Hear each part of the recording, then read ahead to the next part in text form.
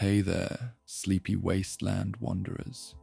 Tonight, we're diving into the haunting beauty of the Fallout universe, where broken cities whisper forgotten stories, and every shadow hides a tale of survival. I'll be your guide through these glowing ruins, sharing quiet moments of hope, resilience, and the eerie calm of a world long gone. So, get cozy, dim the lights, and let the hum of your Pip-Boy light our way. Don't forget to like, subscribe, and check out our full Fallout playlist for more sleepy stories from the wasteland. And if there's a Fallout tale you want to hear next, drop it in the comments. Now, close your eyes, breathe deep, and drift into the world of Fallout, where dreams wander just beyond the horizon.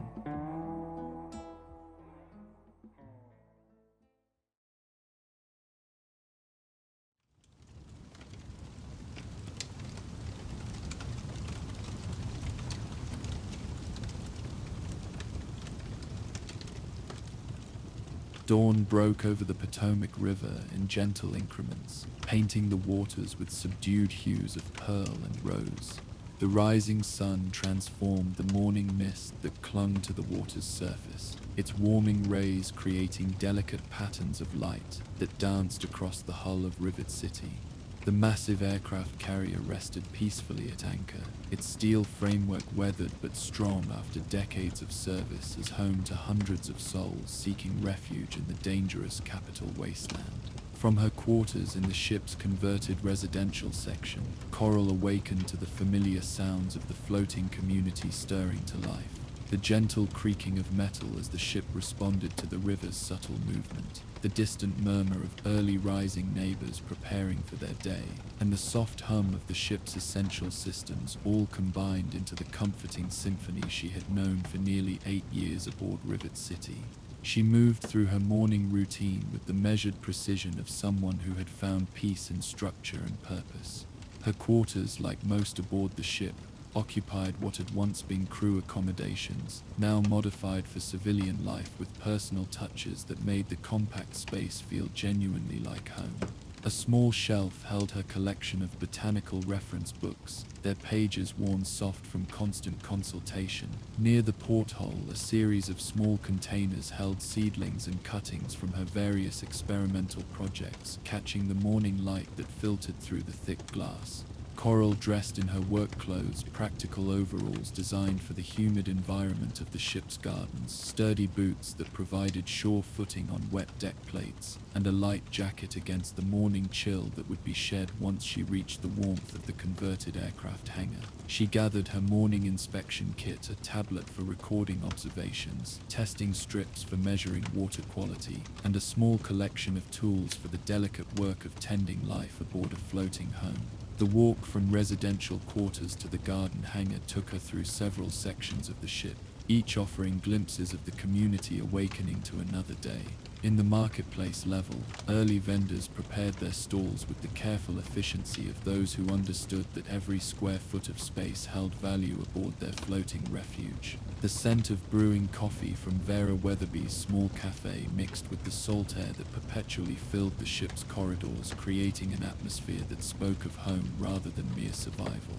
Descending the steps toward the lower levels, Coral passed through the ship's main corridor where morning light streamed through carefully maintained windows. The engineering crew had already begun their daily rounds, their voices carrying the quiet professionalism of those who understood that their work kept the entire community safe and comfortable. She exchanged morning greetings with several residents, brief conversations that reflected the close bonds formed when people share the same deck beneath their feet and the same fate upon the waters. The entrance to the converted aircraft hangar opened before her like a doorway into another world entirely. Where once military aircraft had been stored and maintained, terraced growing systems now stretched in carefully planned arrangements that maximized every cubic foot of available space. The morning light, entering through reinforced skylights, caught the green of countless plants, creating a living cathedral dedicated to the patient work of coaxing sustenance from limited resources. Coral paused in the doorway, allowing herself the daily moment of quiet satisfaction that came from observing the thriving garden she had helped create and maintain. Rows of hydroponic containers held leafy vegetables in various stages of growth, their roots extending into nutrient solutions that were carefully balanced to support optimal development. Climbing structures supported vining plants that made efficient use of vertical space, while specialized growing areas accommodated the different requirements of herbs, root vegetables, and the occasional fruit that added precious variety to the community's diet. The air within the hangar carried the distinctive scent of healthy plant growth, not the loamy richness of soil-based agriculture, but the clean green aroma of vegetation thriving in carefully controlled aquatic solutions. The gentle hum of circulation pumps created a soothing background rhythm, while the soft splash of nutrient solution moving through growing channels added the sound of flowing water that made the hangar feel alive with purpose. Beginning her morning inspection routine, Coral moved systematically through the terraced growing areas, her trained eye automatically assessing plant health and system function. The tablet in her hands recorded measurements and observations that would help her track the garden's performance over time, identifying trends and potential issues before they could affect the community's food production. At the first tier of leafy greens, she tested the pH balance of the nutrient solution, noting with satisfaction that the levels remained within optimal parameters. The lettuce showed strong growth, leaves crisp and green without the yellowing that would indicate nutritional deficiency or system problems. She made a note to harvest several mature heads later in the day, ensuring the community's evening meals would include fresh vegetables grown aboard their floating home. Moving to the herb section, Coral checked moisture levels and examined the delicate plants that added such important variety to the ship's cuisine. The basil released its distinctive fragrance as she brushed against the leaves during her inspection, while oregano and thyme contributed their own aromatic notes to the garden's complex scent profile. These herbs, while not providing significant calories, offered flavors that transformed simple meals into satisfying culinary experiences, an important factor in maintaining community morale during the challenges of wasteland life. The climbing beans section required more detailed attention, as the vertical growing systems demanded careful monitoring of both nutrient flow and structural support. Coral adjusted several guide wires, ensuring the plants could continue their upward growth without putting excessive strain on the support framework. The beans themselves showed excellent development, their pods swelling with protein-rich seeds that would provide essential nutrition for the community's children and working adults. As she progressed through her morning rounds, Coral's attention was caught by subtle changes in several growing areas that her experienced eye immediately recognized as potential concerns. The tomato plants in the southern tier showed slight yellowing in their lower leaves, while some of the root vegetables displayed growth patterns that suggested less than optimal growing conditions. Most troubling, the water circulation in the newest tier seemed slightly sluggish, the normal brisk flow reduced to a gentler movement that might indicate system problems. Completing her initial assessment, Coral made her way to her workshop laboratory, a converted storage compartment that served as the garden's technical center.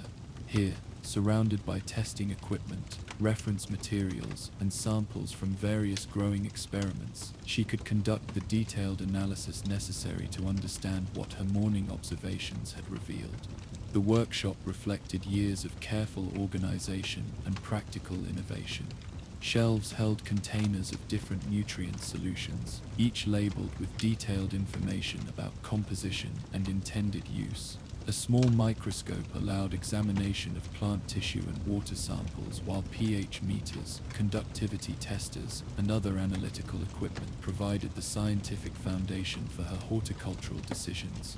Most importantly, her collection of botanical reference books offered guidance for adapting traditional growing techniques to the unique challenges of shipboard agriculture. Testing water samples from several growing areas, Coral's initial concerns were confirmed by the analytical results. The ship's water recycling system, which provided the foundation for all hydroponic growing operations, was producing output with slightly elevated levels of trace metals, not enough to pose immediate health risks, but sufficient to gradually affect plant growth and potentially human nutrition over time. She consulted the technical specifications for the water recycling system, cross-referencing the measured contamination levels with plant tolerance data from her reference materials.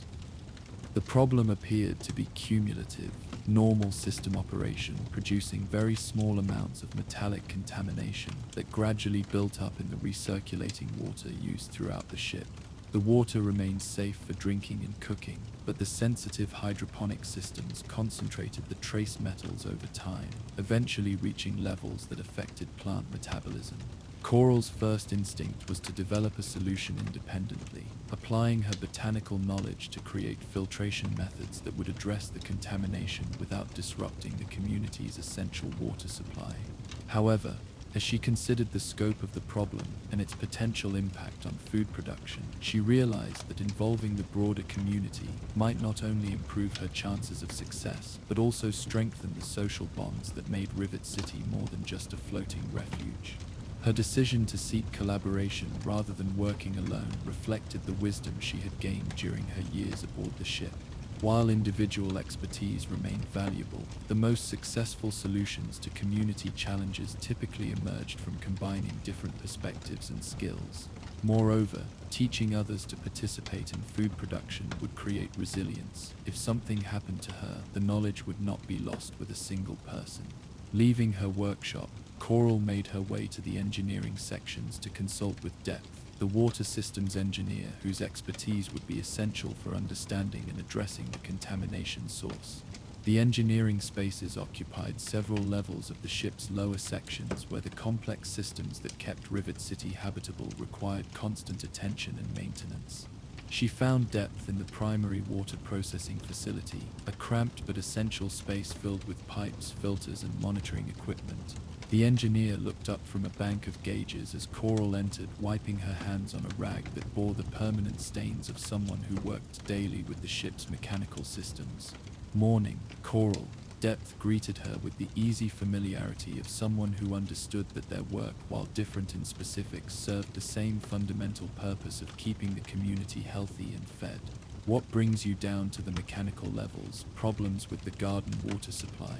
Coral explained her morning observations and test results, sharing the data that indicated gradually increasing metallic contamination in the recycled water. Depth listened with the focused attention of a professional assessing a problem within her area of expertise, occasionally asking clarifying questions that demonstrated her thorough understanding of both the water systems and their critical role in community health. That explains some anomalies I've been noticing in the filtration system readings, Depth acknowledged after reviewing Coral's data. Nothing dramatic enough to trigger alerts, but consistent patterns that suggested something was gradually changing in system performance.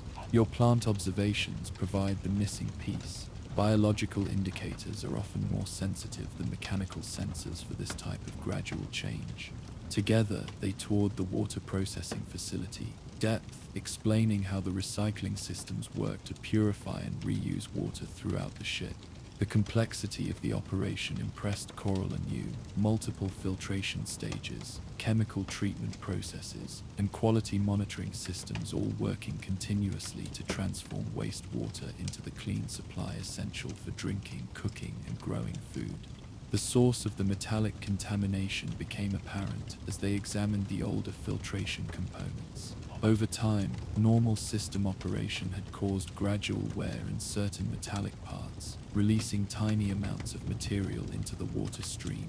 The contamination levels remained well within safety standards for drinking water, but hydroponic systems, which concentrated dissolved materials as plants absorbed pure water while leaving minerals behind, gradually accumulated the metals to levels that affected plant growth. We can address this, Depth concluded after completing her assessment. Replacing the affected components will eliminate the contamination source, and adding specialized filtration stages can remove existing contamination from the recirculating water. The work will take several days and require some temporary disruptions to water service, but the solution is definitely achievable. Coral nodded, appreciating both the technical feasibility and the community cooperation that would be required. What if we approached this as a community project, teaching interested residents about water quality and plant care while we implement the technical solutions? That way, people understand what we're doing and why, and more community members gain skills that could be valuable in the future. Depth's expression brightened with genuine enthusiasm. That's an excellent idea. Many residents have expressed interest in the gardens but weren't sure how to get involved. This gives us a natural opportunity to expand participation while addressing a real technical challenge. They spent the next hour planning their approach, combining Depth's engineering expertise with Coral's educational experience to design a community engagement strategy that would be both informative and practical. The plan called for educational sessions where residents could learn about hydroponic growing, water quality management, and the interconnected systems that supported life aboard their floating home. Returning to the garden hangar, Coral began preparing materials for the first community education session. She arranged samples of different plants showing various stages of growth, prepared simple testing kits that residents could use to check water quality in their own small growing experiments, and gathered reference materials that explained hydroponic principles in accessible language. Word T, Shetson, Yomad D, Shet, Yomad, as words spread through the ship's informal communication networks. Conversations during meals, chance encounters in corridors, notices posted in the marketplace. Interest in the garden project grew beyond Coral's initial expectations.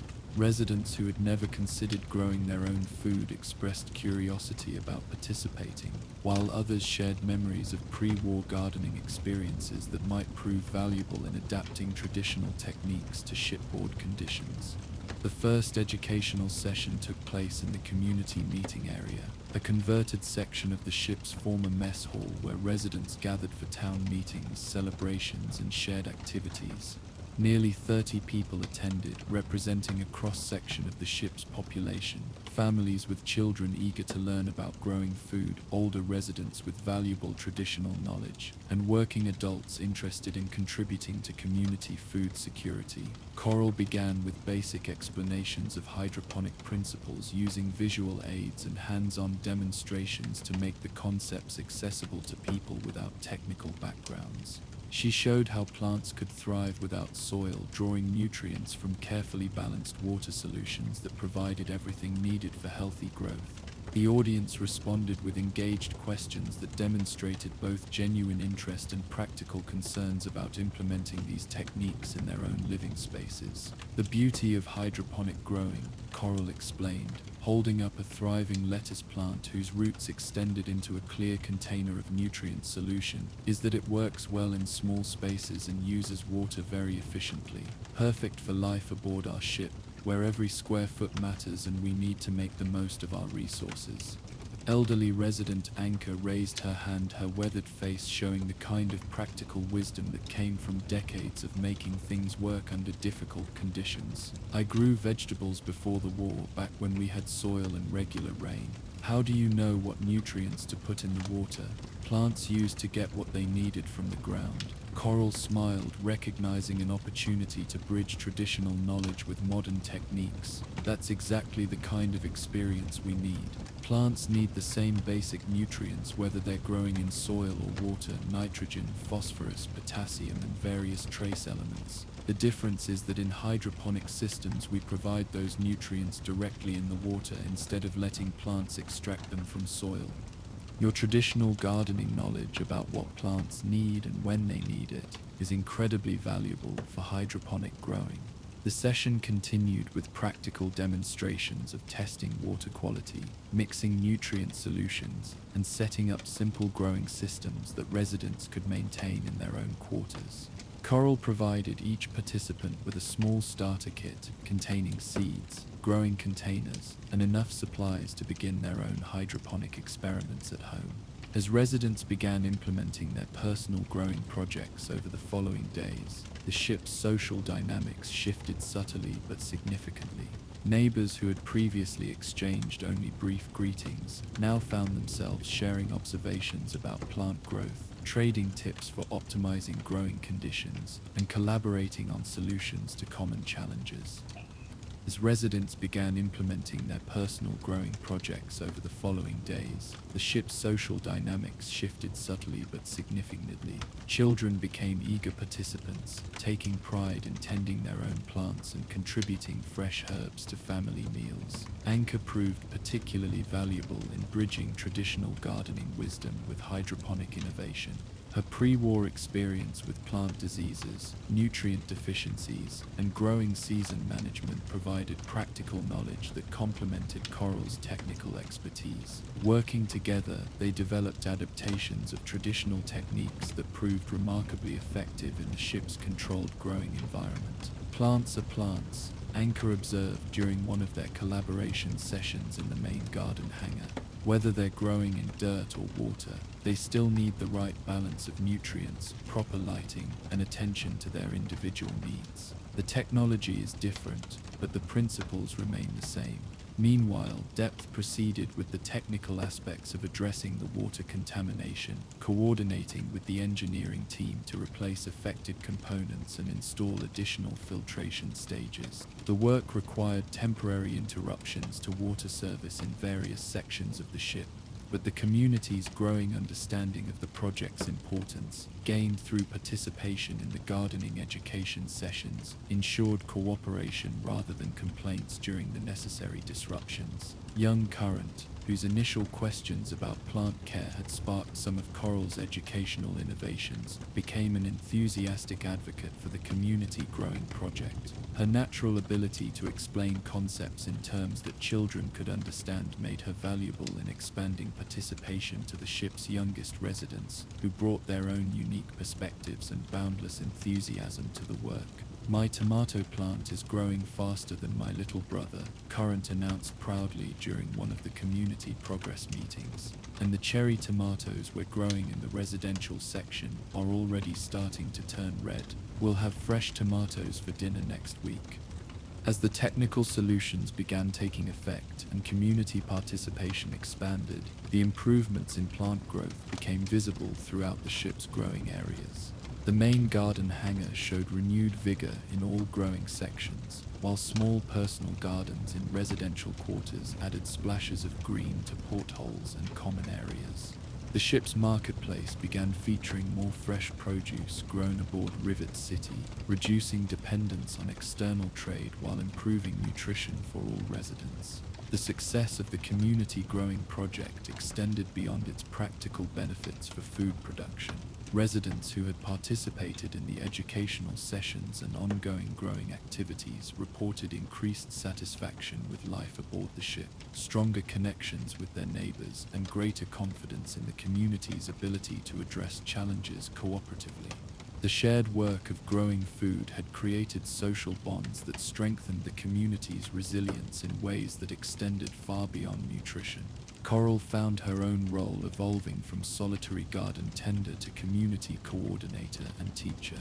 While she continued her technical responsibilities for maintaining the main growing systems, much of her daily work now involved supporting the distributed network of personal gardens throughout the ship. Residents brought her questions about plant problems, sought advice on optimizing their growing systems, and shared discoveries that sometimes provided valuable insights for improving the main garden operations. During evening rounds through the ship's residential sections, Coral could observe the transformation that community participation had created.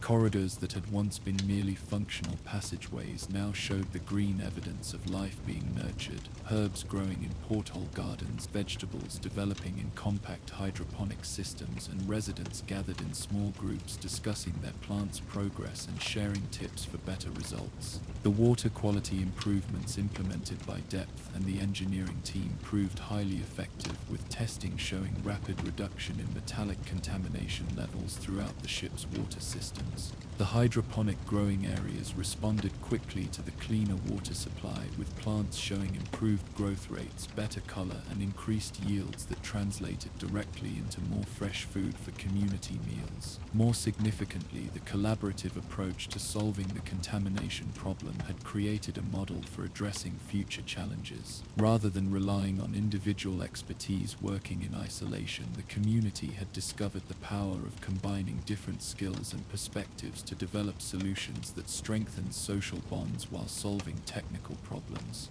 As autumn deepened over the capital wasteland, bringing shorter days and cooler temperatures to the Potomac River, the ship's growing areas maintained their productive output, thanks to the controlled environment within the converted aircraft hangar. The community gardens in residential quarters adapted to reduced natural lighting by focusing on herbs and leafy vegetables that thrived under artificial illumination, while the main growing areas continued producing the variety of vegetables that had become essential to the ship's cuisine. Coral's daily routine now included regular consultation sessions where residents brought questions, shared successes, and collaborated on expanding the community's growing capacity. These sessions, held in different locations throughout the ship, served multiple purposes, providing technical support for individual growing projects, facilitating knowledge sharing between experienced and beginning gardeners, and maintaining the social connections that had grown along with the plants. The ship's evening meal gatherings, held in the converted mess hall that served as community dining area, increasingly featured fresh produce grown by residents in their personal gardens. Families took pride in contributing herbs, vegetables, and occasional fruits to shared meals, while the variety of available fresh food improved both nutrition and morale throughout the community. During one particularly memorable evening meal, Anchor presented a salad made entirely from vegetables and herbs grown aboard the ship, lettuce and tomatoes from the main garden hangar, herbs from residential quarter gardens, and edible flowers from an experimental growing area that several residents had developed collaboratively. The symbolic significance was not lost on the community. They had achieved a level of food self-sufficiency that enhanced both their security and their sense of home. As winter approached, preparations began for maintaining growing operations during the season when external food sources became more limited and expensive. The community growing project had developed sufficient momentum and expertise that seasonal planning became a collaborative effort, with different residents taking responsibility for various aspects of winter growing operations. The success of the water purification and community gardening project had created ripple effects throughout Rivet City's social structure. Residents who had discovered aptitudes for growing food began exploring other areas where they might contribute to community self-sufficiency. The collaborative problem-solving approach used for addressing the water contamination became a template for addressing other challenges, from energy efficiency to waste management. Coral's evening routine now included a final walk through the ship's growing areas, both the main garden hangar and the distributed personal gardens throughout residential quarters. The soft glow of grow lights created pools of warm illumination throughout the ship, while the gentle sounds of circulation pumps and flowing water provided a soothing acoustic backdrop for the community's evening activities. In the main garden hangar, the evening shift of volunteer tenders, residents who had taken on regular responsibilities for maintaining the communal growing areas, worked quietly among the plants, their movements reflecting the careful attention that had become second nature through months of practice. The sight of community members caring for the plants that would feed their neighbors embodied the transformation that had grown from a simple water quality problem into a fundamental strengthening of community bonds. Returning to her quarters, Coral paused at her porthole to observe the Potomac River flowing peacefully past the ship, its surface reflecting the lights from residential quarters where neighbors tended their evening garden tasks. The water that carried their floating home had also provided the foundation for their growing success, purified, treated, and recycled through systems that she and Depth had improved, now supporting not just human life, but the plants that enriched their diet and strengthened their community connections. Her personal journal entry that evening captured the satisfaction of work that had accomplished far more than its original technical objectives. Water quality issues fully resolved, growing systems operating at optimal efficiency. More importantly, community participation in food production has created social connections and practical skills that enhance our collective resilience. What began as solving a contamination problem became an opportunity to grow not just plants but the bonds that make our floating home truly a community. Outside her porthole, the lights of Rivet City reflected on the dark water, each illuminated window representing lives made richer by the simple act of growing food together. The ship's gentle movement on the river's current provided the familiar rhythm that lulled residents to sleep, knowing that their floating home had grown stronger through collaboration, innovation, and the patient work of nurturing life aboard their shared refuge on the waters. As the ship's community settled into the peaceful rhythm of evening aboard their floating home, their success in growing food together had planted seeds of cooperation that would bloom in countless future challenges. While miles away in the ship's archives, another resident pursued her own quiet mission of preservation and discovery. Join us next for the Maritime Historian. The soft light of dawn filtered through the reinforced porthole of Marina's archive office, illuminating motes of dust that danced in the gentle morning air. The converted storage compartment that served as Rivet City's unofficial historical center bore the careful organization of someone who understood that preserving the past required methodical attention to detail. Filing cabinets lined the bulkheads, their contents meticulously catalogued and cross-referenced, while shelves held bound volumes of hand-copied records, weather observations, and personal narratives that documented the daily life of their floating community. Insaturing cabinets lined the bulkheads, then content and meticulates to during cabinets too. On pause P6TU. Marina's morning routine began, as it had for the past 6 years, with the quiet ceremony of recording yesterday's events in the permanent record. Her typewriter, a pre-war mechanical model that required no electricity and produced clear, permanent text, sat on a small desk positioned to catch the morning light.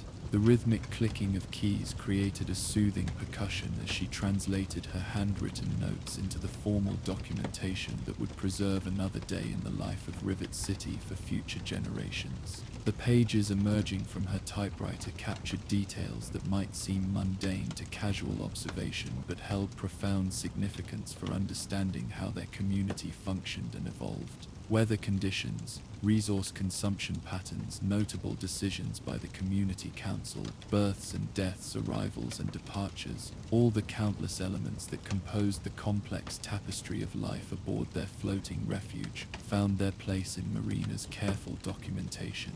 Her filing system reflected years of thoughtful development, with categories that balanced immediate practical needs with long-term historical value.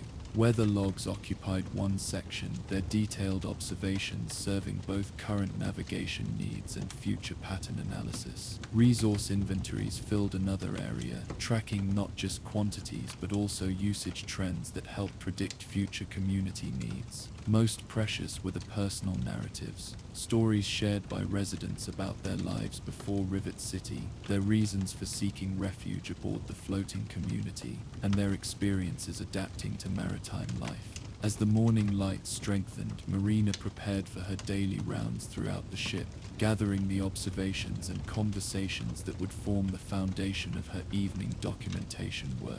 Her route took her through every major section of the floating community, from the bustling marketplace to the quiet residential quarters, ensuring her records captured the full breadth of shipboard life. Her first stop brought her to the ship's bridge, where the morning navigation watch maintained their vigilant oversight of the vessel's position and condition. The bridge crew, led by Chief Navigator Hayes, provided essential information about weather conditions, river traffic, and the various factors that influenced daily life aboard their floating home. Morning readings show stable conditions, Hayes reported as Marina entered the bridge, her presence as familiar and welcome as the sunrise itself. Wind from the southwest at 8 knots. Current running steady at 2.3 knots downstream. Water temperature holding at 54 degrees. Should be a peaceful day on the river. Marina recorded these details in her field notebook, translating the technical measurements into the broader context of community life. Favorable weather meant increased activity in the ship's external areas, more efficient operation of systems that required ventilation, and generally improved morale, as residents could enjoy the deck spaces that connected them to the world beyond their floating home. The bridge also served as the ship's communication center, where radio equipment maintained contact with other settlements and trading partners throughout the capital wasteland. Marina's documentation included summaries of significant communications, tracking the network of relationships that supported Rivet City's position as a major hub for trade and information in the region. Received confirmation from Canterbury Commons about the caravan schedule. Hayes continued, sharing information that would affect community planning. Next supply run should arrive Thursday, assuming no delays from weather or raiders. They're carrying medical supplies and that electronic equipment Chief Harkness requested. Marina nodded, making careful notes about expected arrivals and their potential impact on community activities. The ebb and flow of trade relationships formed a crucial part of Rivet City's story, connecting their floating refuge to the broader network of settlements that comprised post-war civilization in the capital wasteland. Leaving the bridge, Marina continued her morning rounds through the marketplace level, where vendors prepared their stalls with the practiced efficiency of those who understood that commerce formed the foundation of their community's prosperity. The conversations she overheard and occasionally joined provided insights into the community's economic health, social dynamics, and the countless small challenges and successes that shaped daily life aboard the ship.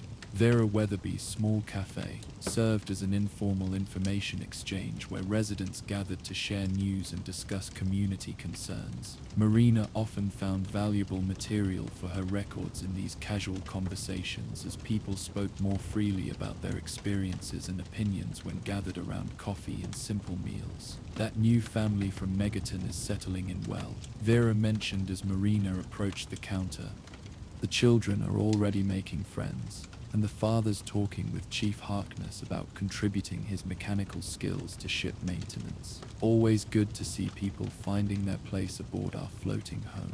Marina recorded this observation, recognizing its significance for understanding how their community absorbed new residents and maintained its social cohesion. The process of integration, how newcomers adapted to shipboard life and found roles that contributed to community welfare, represented a crucial element in Rivet City's continued success as a refuge for those seeking safety and opportunity. The residential quarters provided different but equally valuable insights into community life. Marina's presence in these areas was always respectful and unobtrusive, gathering observations through casual conversations rather than formal interviews. Residents had grown accustomed to her documentation work, understanding that her records served important practical purposes while preserving their shared story. In the family housing section, she encountered Current, a young resident whose curiosity about the ship's history had become a regular feature of Marina's daily rounds. The girl's questions often revealed perspectives that adults might overlook, while her fresh observations sometimes highlighted aspects of shipboard life that had become invisible through familiarity. "Marina, I've been wondering about something," Current said, falling into step as Marina continued her documentation route. "When I look at some of the older parts of the ship, there are rooms that seem like they were designed for different purposes than how we use them now. Like my family's quarters, there are these mounting points on the walls that don't make sense for furniture, but they're too regular to be random." Marina paused, recognizing the significance of Current's observation. The girl's young eyes, unaccustomed to accepting things simply as they were, often noticed details that revealed interesting stories about their floating home's transformation from military vessel to civilian community. "That's an excellent observation," Marina replied, making a note to investigate the mounting points Current had mentioned. Our ship has served many purposes over the years, and understanding how spaces were originally designed can tell us important stories about the people who lived and worked here before our community made it home. Current's question lingered in Marina's mind as she completed her morning rounds, sparking curiosity about aspects of the ship's history that she had not previously explored in detail. While her documentation work focused primarily on contemporary community life, the physical structure of their floating home carried its own historical narrative that might prove valuable for understanding how their current community had developed. Returning to her archive office, Marina spent the early afternoon organizing her morning observations and updating the various record systems that tracked different aspects of community life.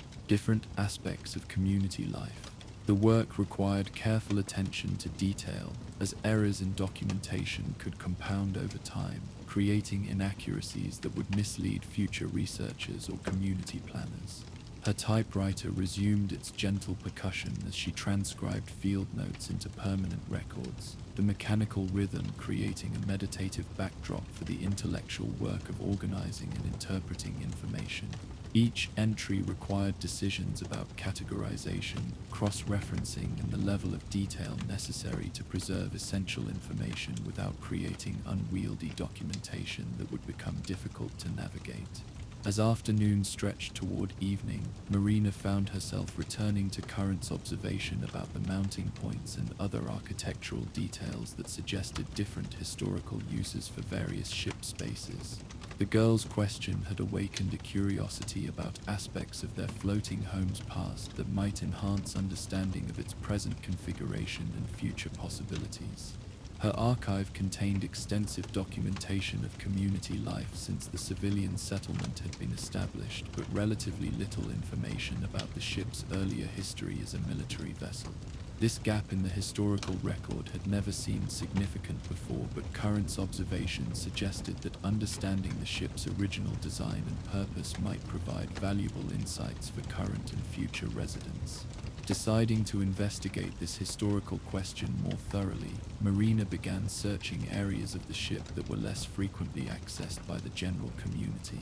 Her exploration led her to the lower levels, where storage compartments and mechanical spaces had been modified over the years to serve various civilian purposes while retaining much of their original military configuration. In a compartment that currently served as surplus storage for the marketplace vendors, Marina discovered a sealed hatch that appeared to have remained undisturbed since the ship's conversion to civilian use. The hatch bore military markings and security features that suggested it had once protected sensitive materials or equipment from unauthorized access. Using tools borrowed from the ship's maintenance crew, Marina carefully opened the sealed compartment, revealing a space that time had left virtually untouched since the ship's military service. The air that escaped carried the distinctive staleness of long-sealed spaces, but lacked the dampness that characterized most abandoned areas of the ship. Inside the compartment, Marina found herself facing a treasure trove of historical documentation that had remained hidden for decades. Metal filing cabinets lined the bulkheads, their contents protected by the compartment's sealed environment from the moisture and temperature fluctuations that had affected other areas of the ship. A small desk and chair suggested this had once been an administrative office, while communication equipment indicated its role in the ship's command structure.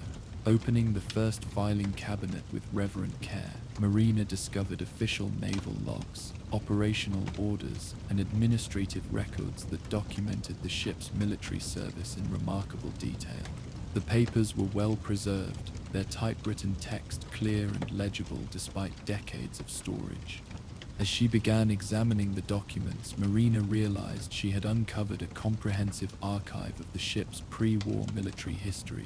The naval logs painted a picture of disciplined military life aboard the aircraft carrier, with detailed records of operations, personnel assignments, and the countless routine activities that had comprised shipboard service. The contrast with current civilian life was striking. Where their community operated through consensus and voluntary cooperation, the military records revealed a highly structured hierarchy where orders flowed down through carefully defined chains of command. Marina found herself absorbed in reading operational reports that described the ship's role in various military exercises and deployments. The vessel had served as a mobile command platform, its sophisticated communication equipment and strategic position making it valuable for coordinating large-scale operations. The technical capabilities described in the military records far exceeded what current residents utilized, suggesting potential resources that might benefit their community if properly understood and activated.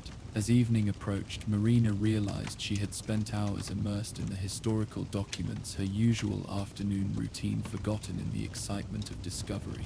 The Naval Archive represented not just historical curiosity but potential practical value. Understanding the ship's original systems and capabilities might reveal opportunities for improving current community operations. However, the military records also revealed aspects of the ship's past that created complex questions about how historical knowledge should influence present community values. The operational reports documented the vessel's participation in conflicts that had contributed to the pre-war tensions ultimately resolved through nuclear devastation. The ship had served as an instrument of the military-industrial system that many current residents blamed for creating the wasteland conditions that had driven them to seek refuge aboard the floating community. Marina carefully gathered selected documents for further study, sealing the archive compartment to preserve its contents for future investigation. The discovery raised important questions about how communities should relate to their historical foundations, honoring the past while not being constrained by it, learning from history without being defined by circumstances beyond their control. Returning to her office as twilight settled over the Potomac, Marina found Current waiting with the patient curiosity that characterized her interest in the ship's history. The girl's earlier observation had sparked the investigation that led to discovering the Naval Archive, and Marina felt obligated to share appropriate aspects of what she had found. "You were right about the mounting points," Marina confirmed, settling into her desk chair while organizing her thoughts about how to present complex historical information to someone Current's age. They were designed to support military equipment, communication devices, weapons mounts, and monitoring systems that served the ship's original purpose as a naval vessel. Current's eyes brightened with the satisfaction of having her observation validated, but her next question revealed the deeper curiosity that made her such an engaging conversational partner. "Does knowing about the ship's military past change anything about how we live here now?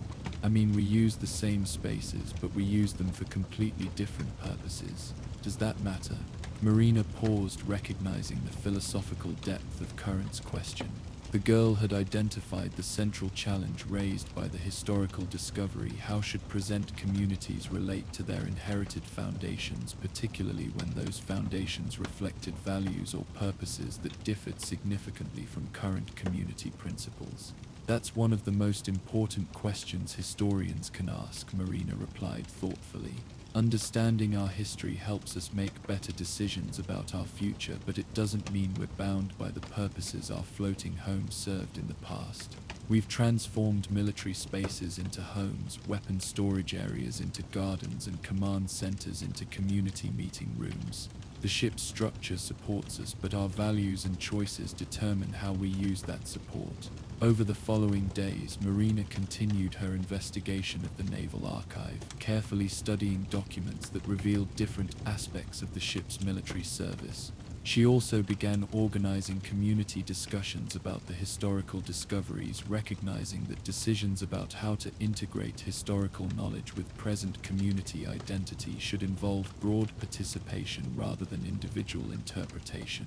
The evening community meetings held in the converted mess hall became forums for sharing historical discoveries and discussing their implications for current community life. Admiral, an elderly resident whose own military background provided valuable context for understanding the naval records, became an essential participant in these discussions. "I served on destroyers, not carriers," Admiral explained during one evening session, his weathered hands carefully holding photocopies of operational documents Marina had prepared for community review.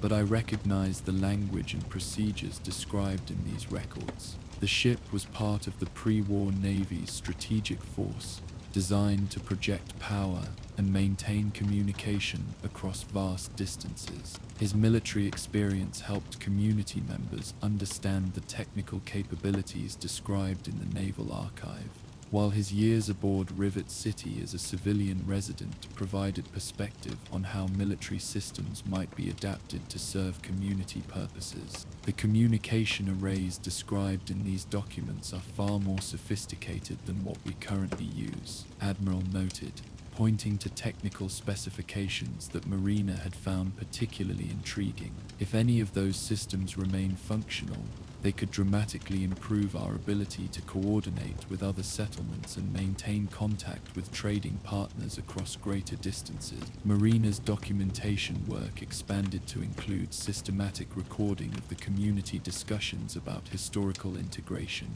These conversations revealed diverse perspectives on how knowledge of the ship's military past should influence present community decisions, with residents expressing varying levels of comfort with their floating home's historical foundations. Some residents embraced the historical knowledge as an opportunity to understand and potentially utilize capabilities they hadn't known existed.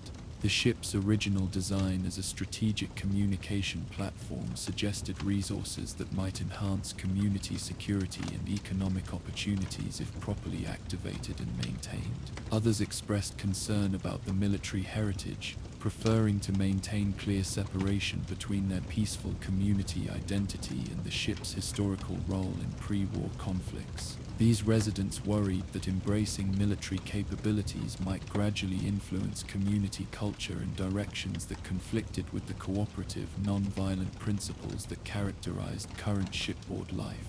Current, whose initial observation had sparked the historical investigation, participated in these discussions with the thoughtful engagement that had characterized her interest in the ship's story.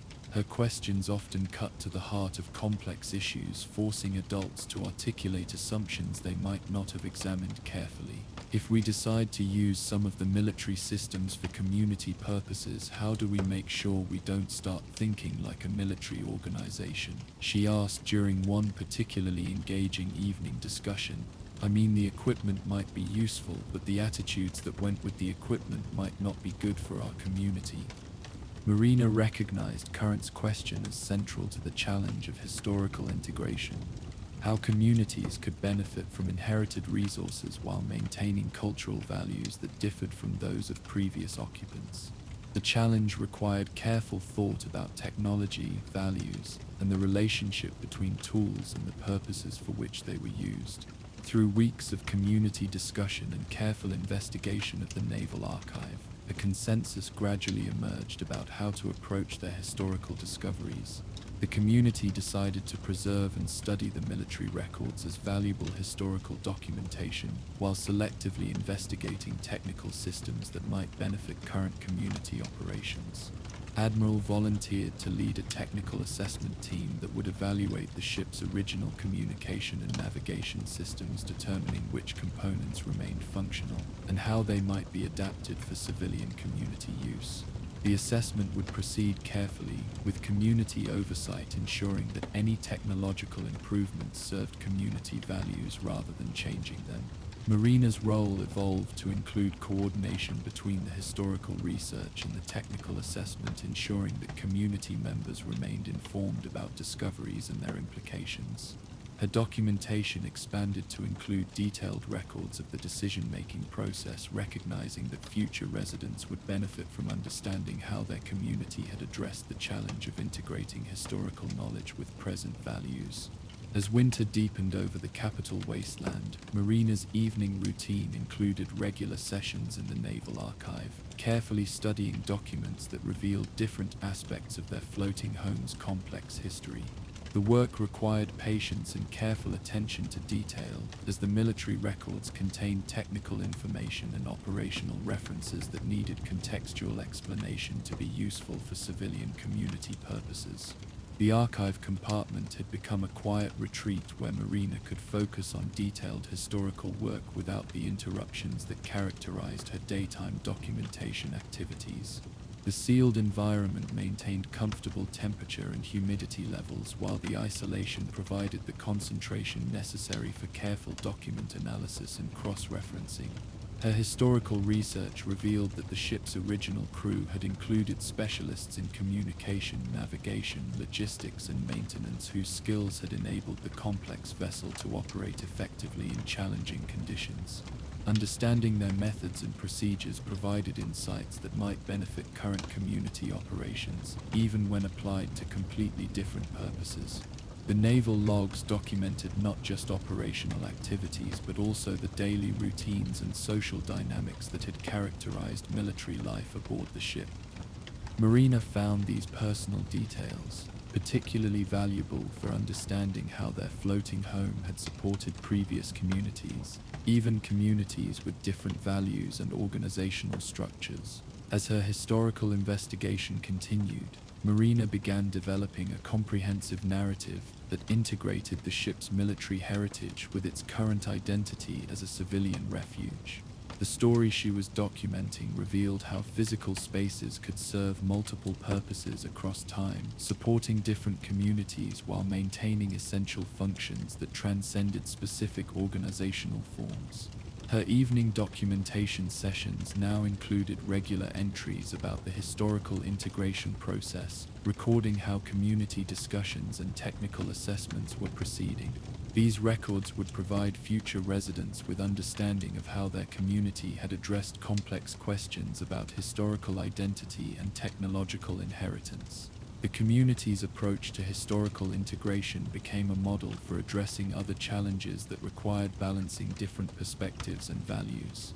The careful process of discussion, investigation, and consensus building demonstrated how their floating community could adapt and evolve while maintaining the cooperative principles that defined its character. As spring returned to the Potomac River, bringing longer days and warmer temperatures to their floating home, Marina's historical work had become an integral part of community life.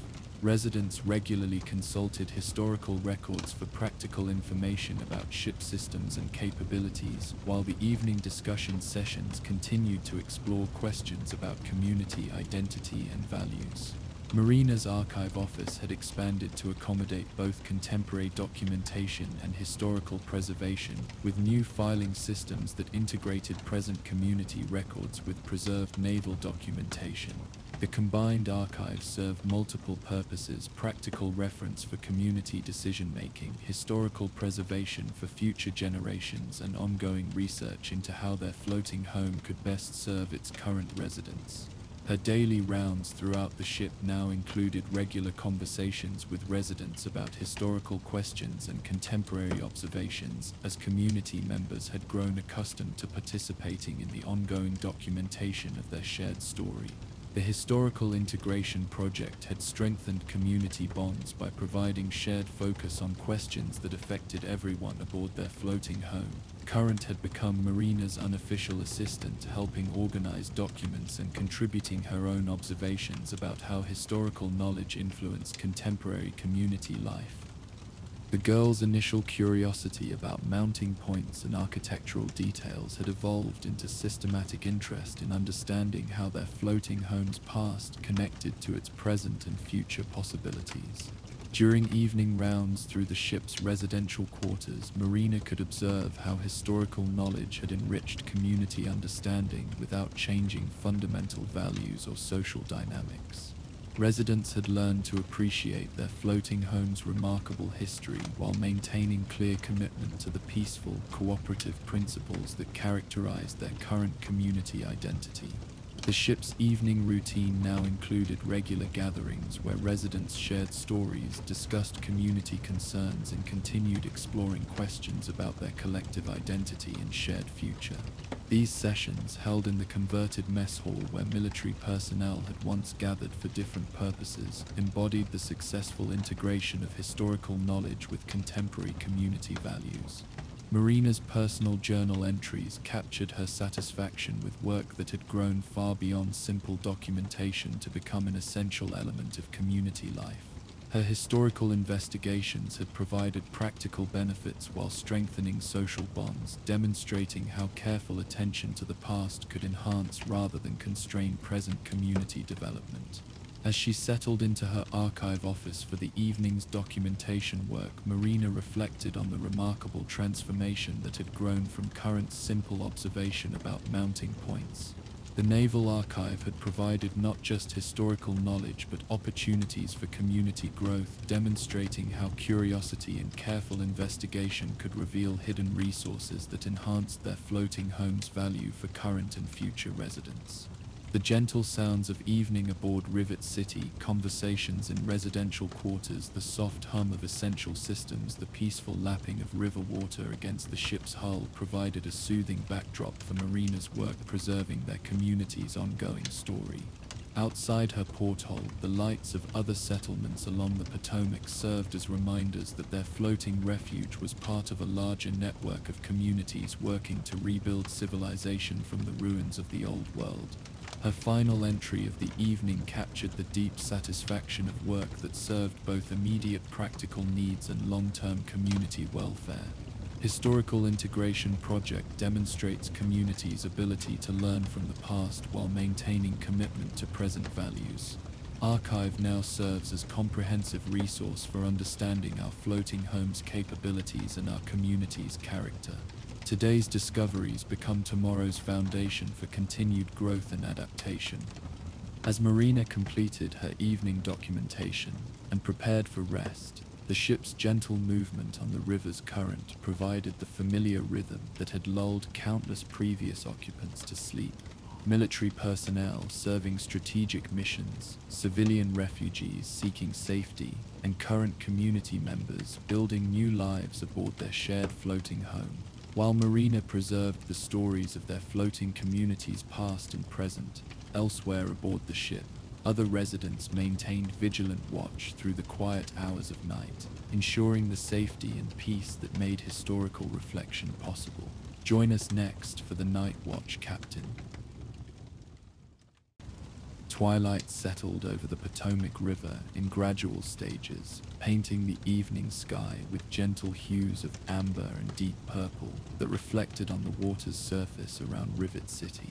The massive aircraft carrier rested peacefully at anchor, its steel hull gleaming softly in the fading light as the floating community transitioned from the active rhythms of day to the quieter patterns of evening.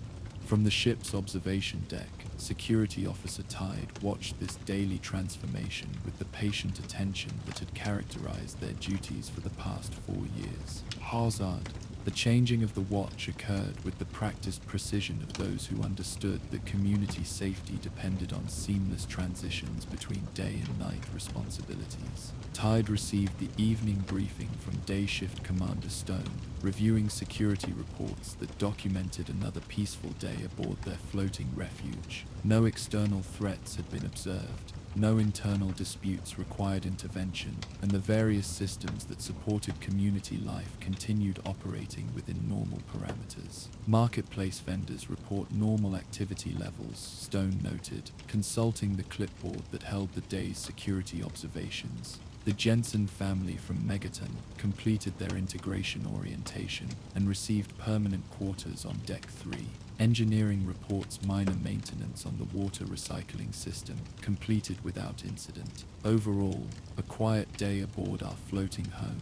Tide nodded, acknowledgement, appreciating both the information and the professional competence that Stone brought to day shift responsibilities. Their security team operated on principles of community service rather than enforcement, recognizing that their floating refuge functioned best when residents felt protected rather than policed.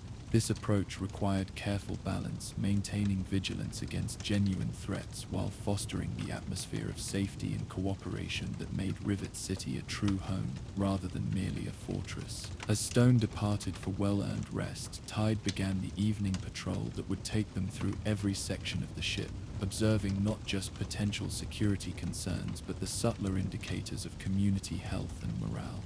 The night watch encompassed responsibilities that extended beyond traditional security duties, recognizing that safety included psychological as well as physical well-being. Beginning their rounds at the ship's stern, Tide moved through the residential quarters where families settled into evening routines that had become as familiar and comforting as the gentle rocking motion of their floating home. Through porthole windows, soft lights illuminated domestic scenes that spoke of stability and contentment. Parents reading bedtime stories to children, couples sharing quiet conversations over simple meals, elderly residents tending small container gardens that brought life and color to compact living spaces. The sounds of evening aboard Rivet City created a soothing symphony that Tide had grown to appreciate during years of night patrol.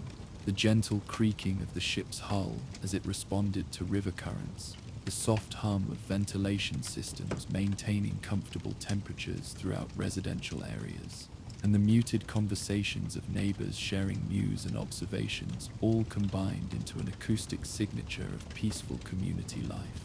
Moving through the marketplace level, Tide observed the transition from commercial activity to evening social gathering.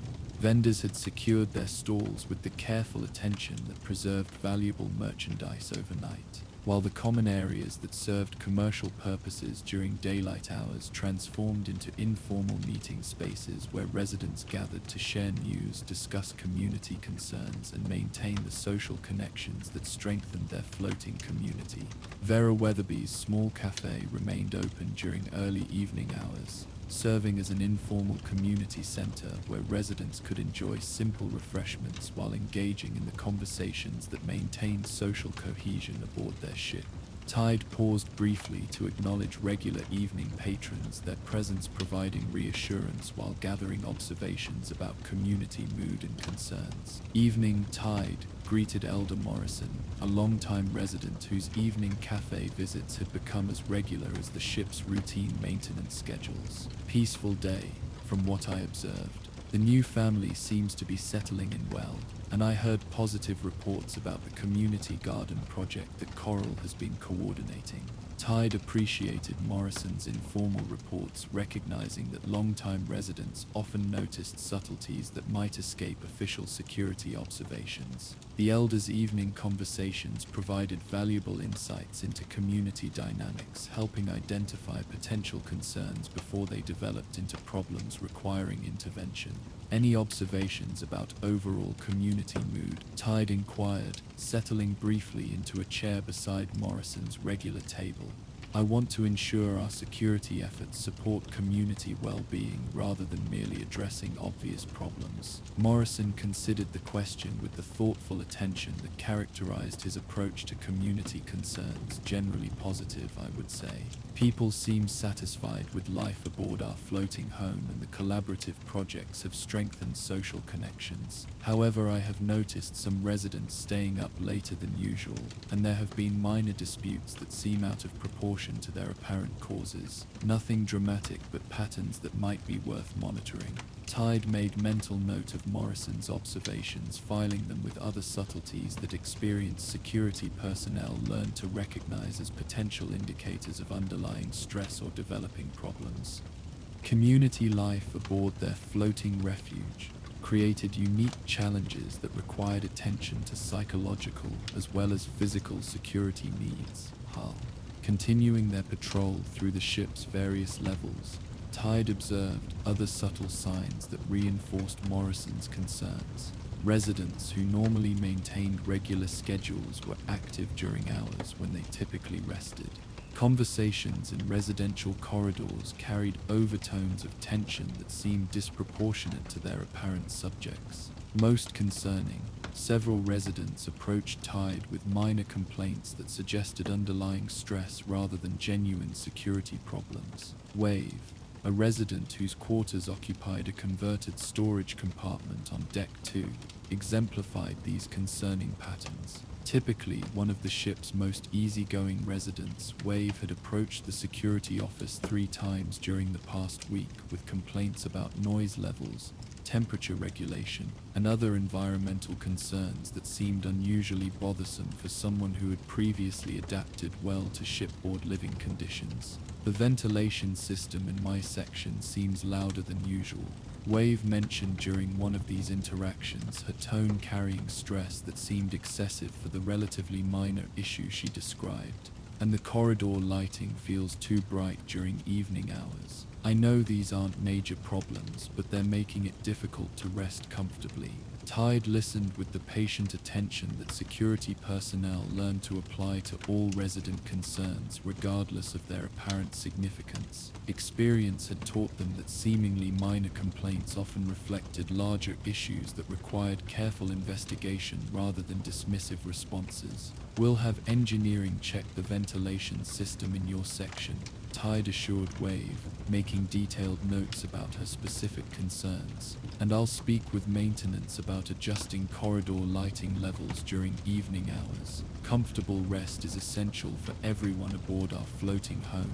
However, as similar complaints accumulated from other residents, Tide began recognizing patterns that suggested broader community stress rather than isolated individual problems. The ship's enclosed environment, while providing security and stability, also created psychological pressures that could gradually affect community well-being if not properly addressed.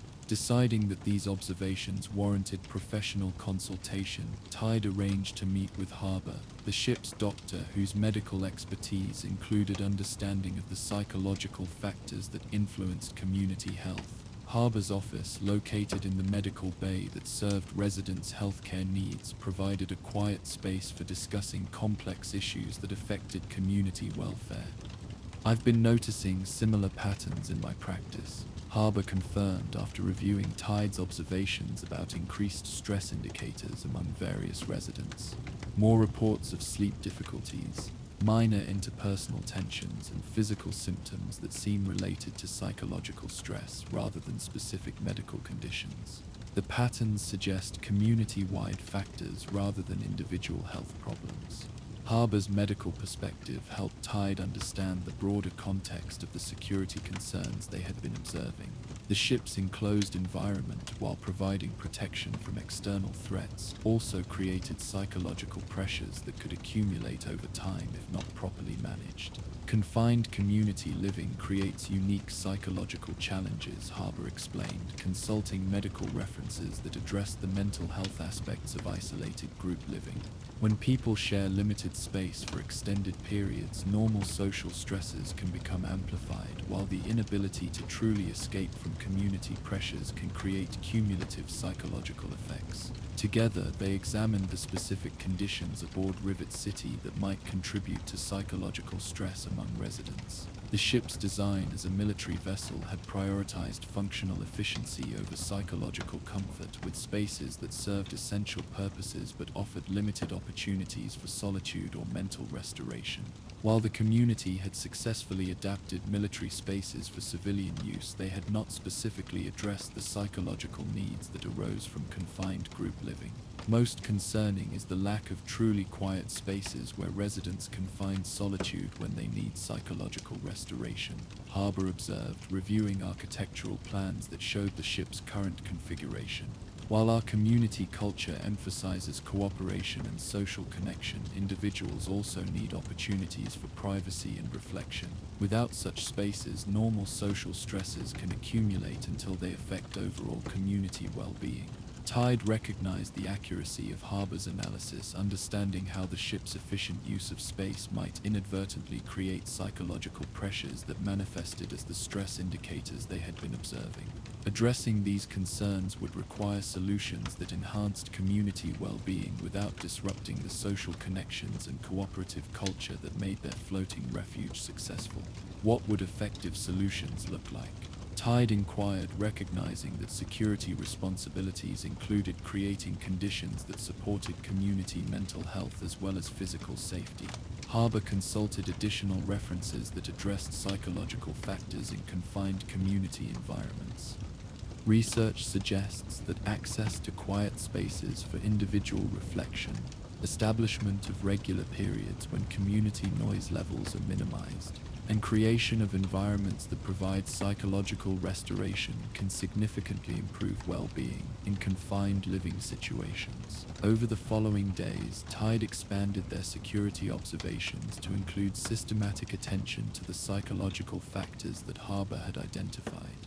The night patrol provided ideal opportunities for assessing how different areas of the ship might be modified to better support resident mental health while maintaining the security and community functions that made their floating refuge successful. Several underutilized spaces throughout the ship showed potential for conversion to quiet areas where residents could find solitude and mental restoration when needed. A converted storage compartment near the stern offered natural sound isolation from main community areas while providing porthole access to calming water views. An unused section of the former hangar deck could be partitioned to create multiple small retreat spaces that residents could reserve for personal use during stressful periods. Most promising was an area of the ship's upper deck that currently served minimal functional purposes but offered excellent views of the surrounding river and landscape.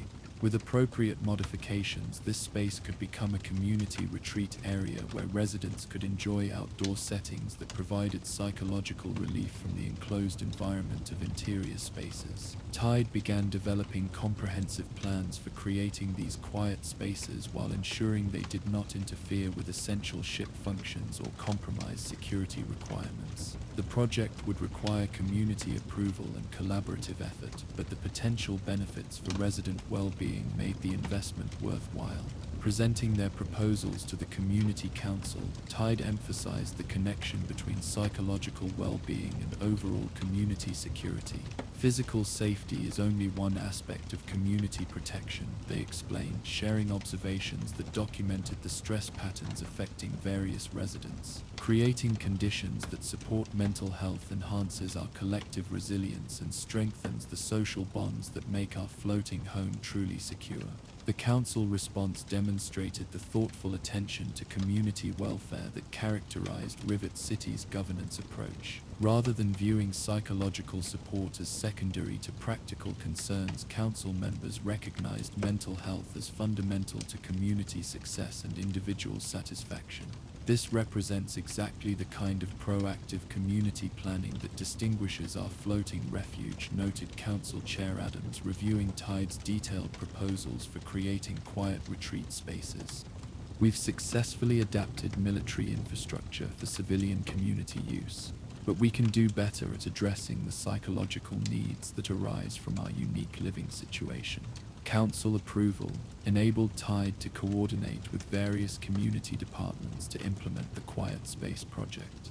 Engineering provided technical expertise for modifying ship spaces without compromising structural integrity or essential systems. Maintenance contributed labor and materials for construction work, while residents volunteered time and skills for creating comfortable, welcoming environments in the designated retreat areas. The community response to the Quiet Space project exceeded Tide's expectations, with residents enthusiastically supporting modifications that would enhance psychological well-being aboard their floating home. Many contributed personal items, comfortable seating, soft lighting, books, and decorative elements that made the retreat spaces feel inviting rather than institutional. As construction progressed, the positive effects became apparent even before project completion. Residents reported improved satisfaction, knowing that quiet spaces would be available when needed, while the collaborative work of creating these areas strengthened social connections throughout the community. The project had become not just an infrastructure improvement, but a community-building activity that enhanced social cohesion. The first completed quiet space, located in the converted stern storage compartment, provided immediate relief for residents experiencing stress or simply needing solitude for personal reflection.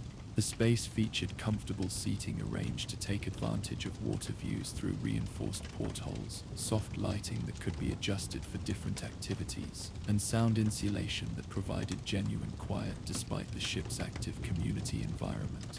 Wave, whose initial complaints had helped Tide recognize community-wide stress patterns, became one of the first residents to utilize the new retreat space. Her feedback provided valuable insights for optimizing the remaining quiet areas while demonstrating the positive effects of addressing psychological needs. Having a truly quiet place available when I need it has made all the difference, Wave reported during one of her regular conversations with Tide. Even knowing the space exists helps me feel less confined by our floating home's enclosed environment. and the times I've used it have provided the mental restoration I needed to return to community activities feeling refreshed rather than stressed. Similar positive feedback from other residents confirmed the value of addressing psychological factors in community security planning.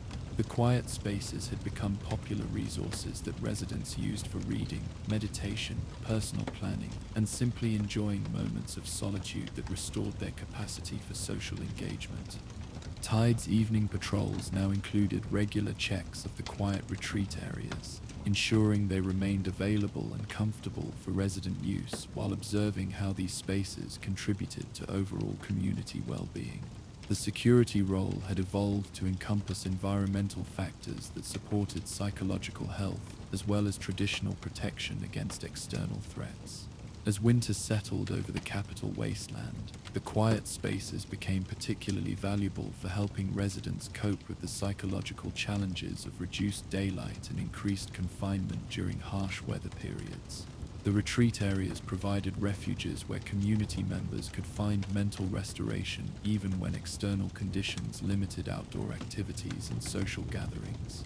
Tide also implemented regular quiet hours throughout the ship, designated periods when community noise levels were minimized to support rest and reflection. These scheduled quiet times announced through the ship's communication system helped residents coordinate their activities while ensuring everyone had access to reduced stimulation when needed for psychological restoration. The success of the psychological well-being initiatives had broader effects on community culture, encouraging residents to consider how their individual actions affected collective mental health. Neighbors became more thoughtful about noise levels, scheduling of potentially disruptive activities, and creating opportunities for social connection that enhanced rather than stressed community relationships. Harbor's medical practice reported significant improvements in stress-related complaints, with residents experiencing better sleep, reduced interpersonal tensions, and improved overall satisfaction with shipboard life. The psychological support measures had created measurable benefits for community health while strengthening social bonds through collaborative implementation. During spring evenings, as longer daylight hours and warmer temperatures allowed increased activity in the ship's external areas, Tide's patrols revealed a community that had grown stronger through addressing psychological as well as physical security needs. The quiet retreat spaces remained popular resources, while the cultural changes that emphasized mental health awareness had become integrated into daily community life. The ship's evening routines now included natural transitions between active community engagement and peaceful individual reflection, with residents moving fluidly between social activities and personal restoration as their individual needs required.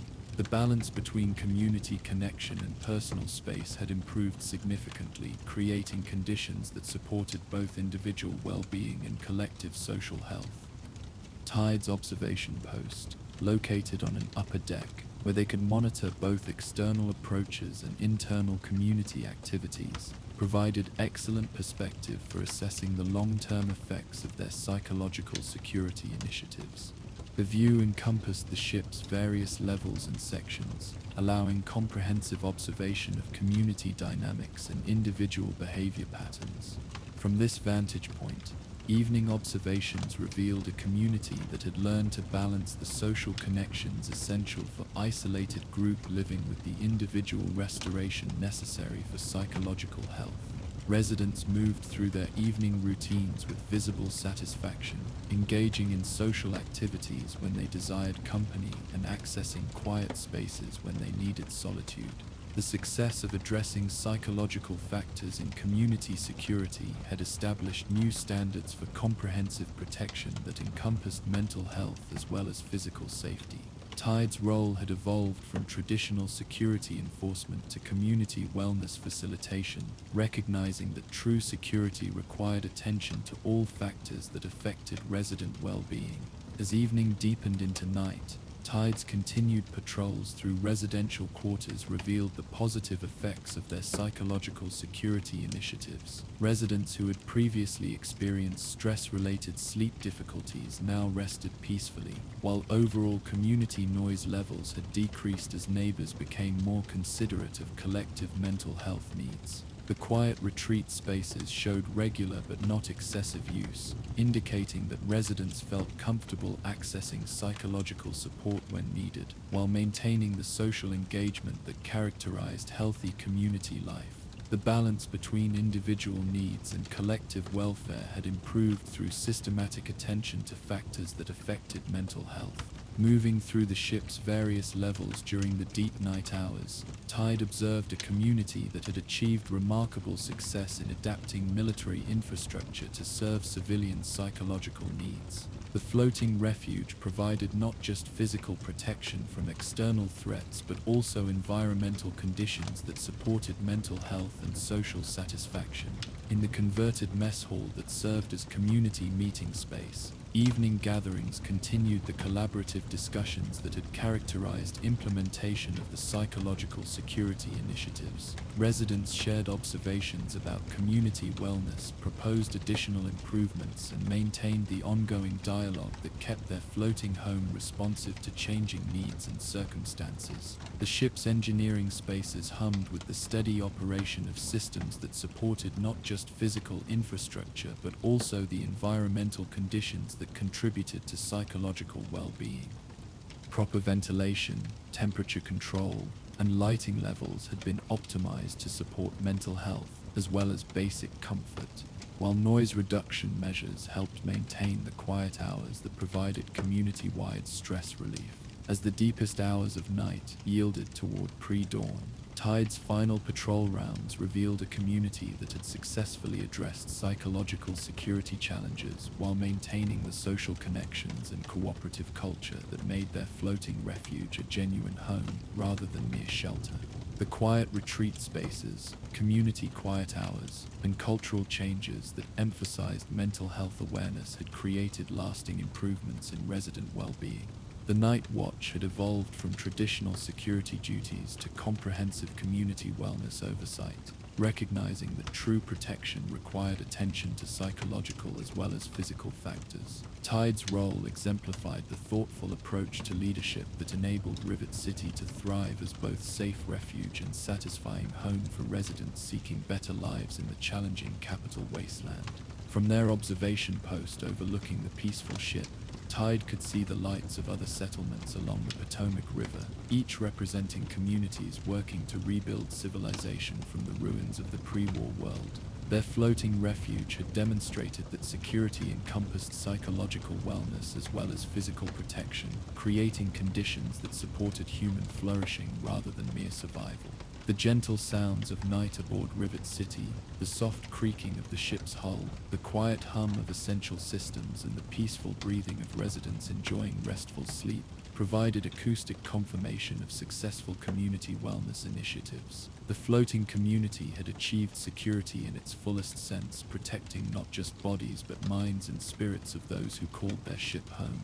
As dawn approached over the capital wasteland, painting the eastern sky with gentle colors that reflected on the river's surface, Tide prepared to transfer watch duties to the day shift with the satisfaction of knowing their community had grown stronger through comprehensive attention to security that encompassed all aspects of resident well-being. The night had passed peacefully aboard their floating refuge, with residents resting comfortably in the knowledge that their psychological as well as physical needs were understood and supported. Tide's final log entry captured the profound satisfaction of security work that had evolved beyond traditional enforcement to encompass community wellness. Community psychological health initiatives continue showing positive results. Stress indicators decreased significantly, resident satisfaction improved measurably, social cohesion strengthened through collaborative implementation. Night watch peaceful, residents resting comfortably. Floating community demonstrates that true security encompasses mental health as well as physical protection, while Tide maintained vigilant watch over their community's psychological and physical well-being through the quiet night hours. Deep within the ship's engineering spaces, other dedicated residents worked with equal devotion to maintain the complex systems that kept their floating home safe and comfortable on the river's currents. Join us next for the ship's engineer's meditation.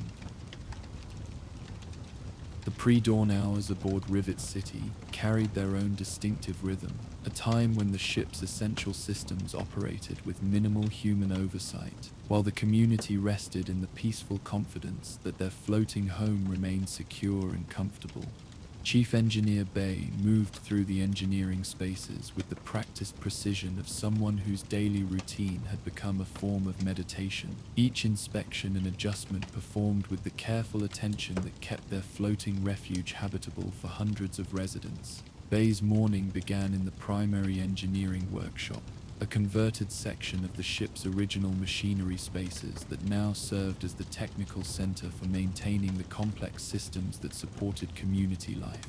The workshop reflected years of methodical organization and practical innovation, with tools arranged for maximum efficiency, diagnostic equipment calibrated for the ship's specific requirements, and reference materials that documented every critical system aboard their floating home. The ship's engineering documentation occupied an entire wall of the workshop, detailed schematics and maintenance logs that recorded decades of modifications, repairs, and improvements that had transformed a military aircraft carrier into a thriving civilian community. Bay consulted these records daily, not merely for immediate technical needs, but as part of the comprehensive understanding that enabled effective stewardship of their complex floating infrastructure. Beginning the morning inspection routine, Bay moved systematically through the engineering spaces, checking the power generation systems that provided electricity throughout the ship. The generators, converted from their original military specifications to serve civilian community needs, required careful monitoring to ensure stable output while minimizing fuel consumption and environmental impact. The gentle hum of properly operating equipment created a soothing backdrop for the methodical work of system maintenance. The power distribution networks demanded particular attention, as the ship's conversion from military to civilian use had created electrical loads that differed significantly from original design parameters.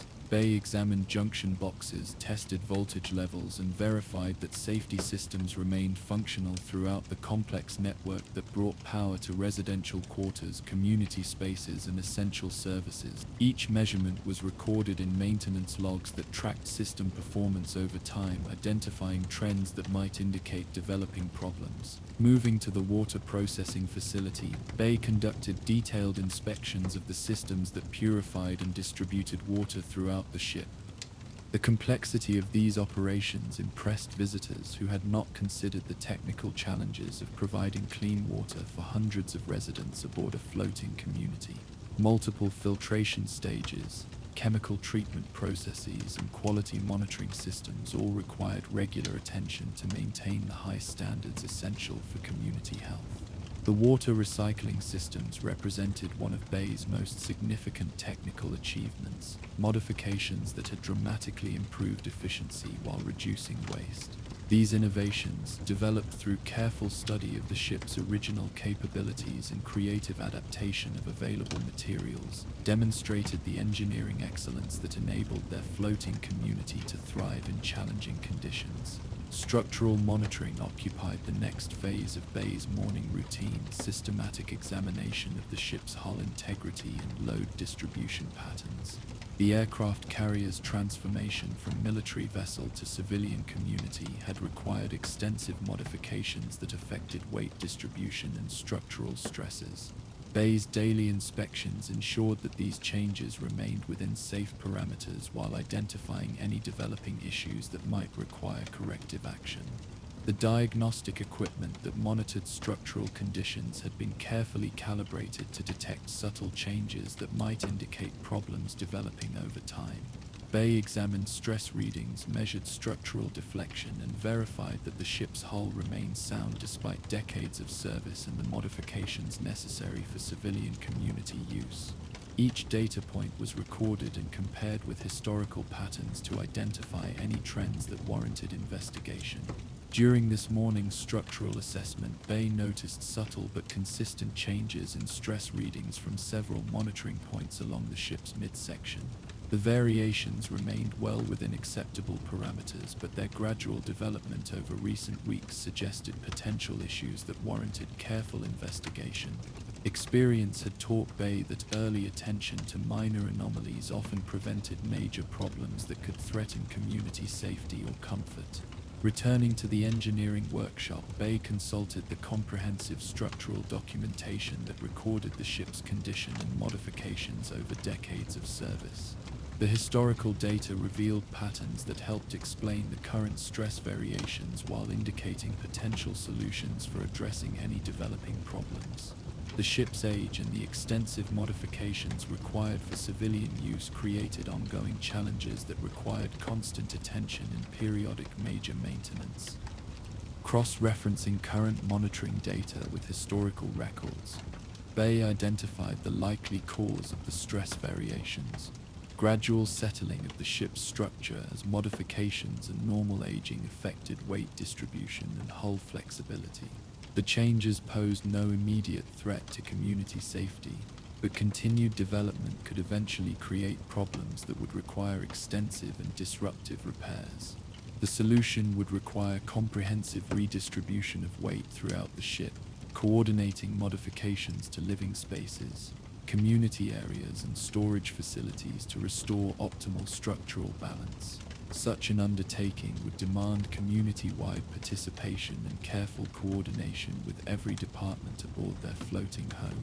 Rather than viewing this as a purely technical challenge, Bay recognized an opportunity for community collaboration that could strengthen social bonds while addressing essential maintenance needs. Bay's first consultation took place with Current, the eager assistant engineer whose technical aptitude and enthusiasm for learning made her invaluable for complex projects. Current's quarters occupied a compact space near the engineering sections, filled with technical manuals and equipment that reflected her dedication to mastering the skills necessary for maintaining their floating community. "I've been noticing some of the same patterns in the monitoring data," Current confirmed after reviewing Bay's structural analysis. "The stress variations are subtle but consistent, and the trend suggests they'll continue developing unless we address the underlying cause. Have you considered how we might coordinate a community-wide weight redistribution project?" Bay appreciated Current's technical insight and her immediate grasp of the project's scope and complexity. The engineering aspects are manageable with proper planning and execution. The challenge will be organizing community participation in ways that minimize disruption while ensuring everyone understands the importance of the work we're undertaking. Together, they developed preliminary plans for addressing the structural challenges, combining technical requirements with practical considerations about community life aboard their floating home. The project would require residents to relocate belongings, modify living spaces, and adjust community areas according to specifications designed to optimize weight distribution throughout the ship.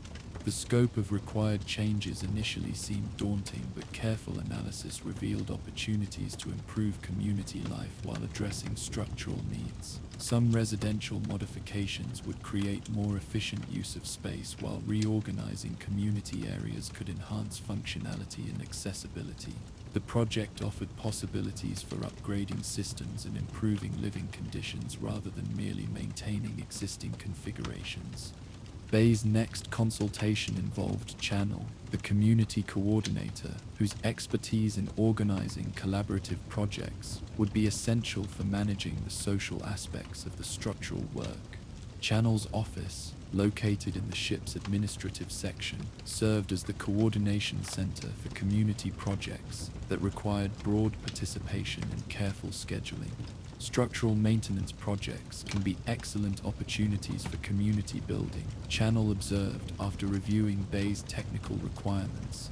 People often discover new efficiencies in their living spaces during reorganization, while the collaborative work creates social connections that strengthen community bonds. The key is presenting the project in ways that emphasize benefits rather than focusing solely on technical necessities.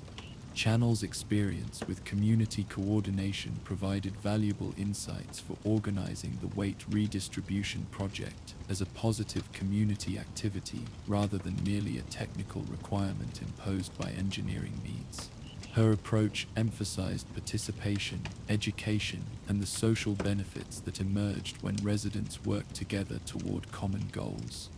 Over the following days, Bay and Channel collaborated on developing comprehensive plans for the structural project, combining technical specifications with practical considerations about community life and resident participation. The plan called for systematic work through different sections of the ship, with residents receiving clear explanations of requirements while being encouraged to contribute ideas for improvements and efficiencies. Community education sessions would help residents understand the engineering principles that made weight distribution important for their floating home's structural integrity. These sessions would also provide opportunities for residents to learn about other ship systems, developing knowledge that could prove valuable for future community projects or individual contributions to ship maintenance.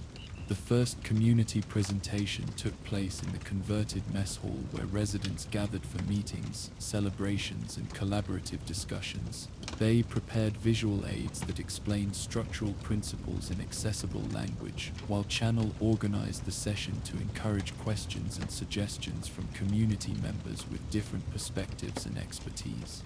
Our floating home is like a carefully balanced structure that supports all of us, Bay explained to the assembled residents using diagrams that illustrated how weight distribution affected structural integrity. Over time, normal changes in how we use different spaces have gradually shifted this balance. The project we're proposing will restore optimal distribution while creating opportunities to improve our living and working spaces.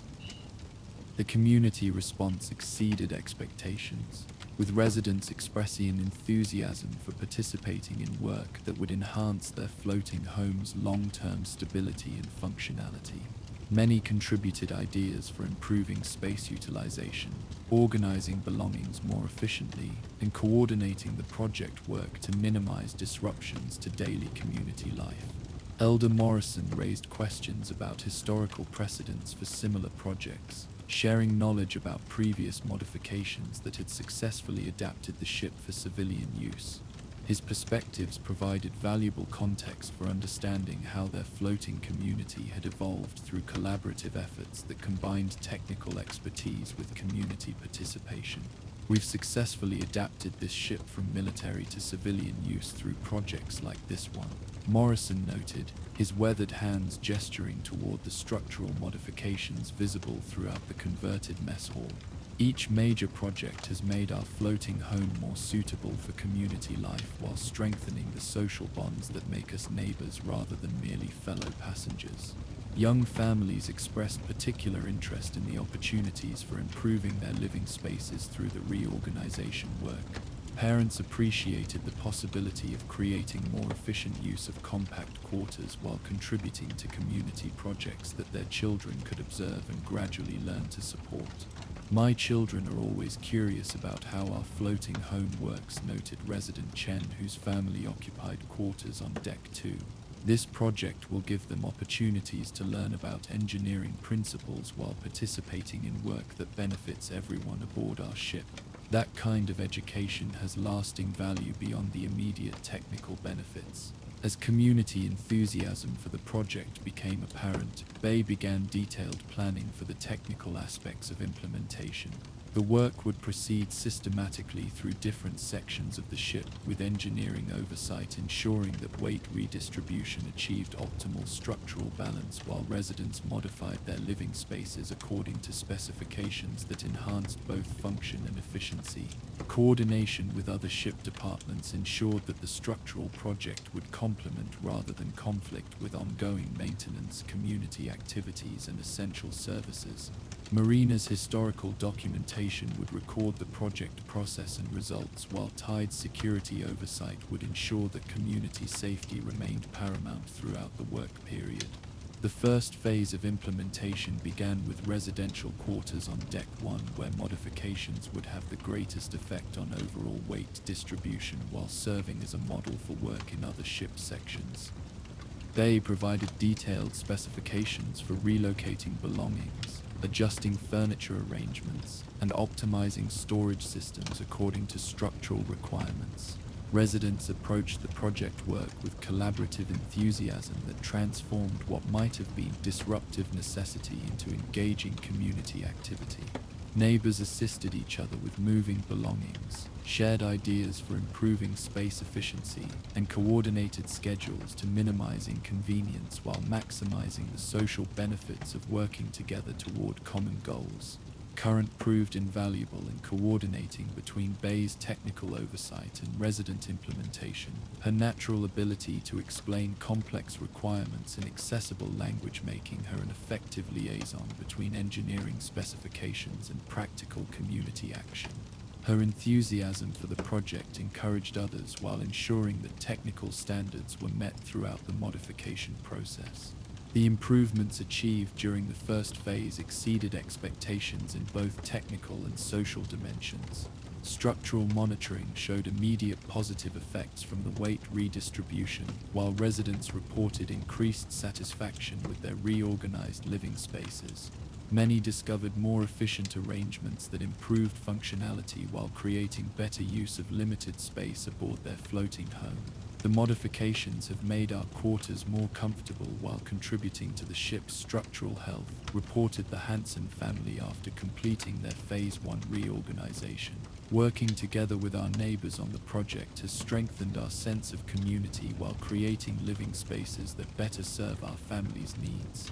Similar positive feedback from other Phase 1 participants demonstrated the project's success in combining technical objectives with community building.